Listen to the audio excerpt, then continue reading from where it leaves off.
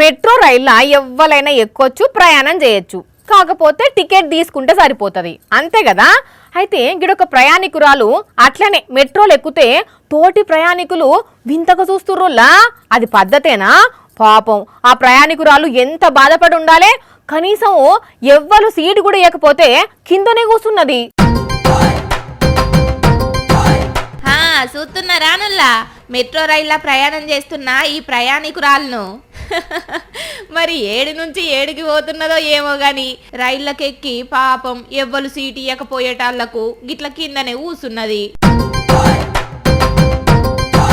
అయినా కూడా ఎవ్వరు పట్టించుకోకపోయేటాళ్లకు అగో ఆడోళ్లకు సీట్లు రిజర్వ్ చేసి ఉన్నట్టు మా కోతులకు కూడా కొన్ని సీట్లు రిజర్వ్ అయి ఉండాలే కదా అని అనుకున్నదో ఏమో గాని సీట్ల కూసున్నోళ్ళ కాడికి దుంకింది.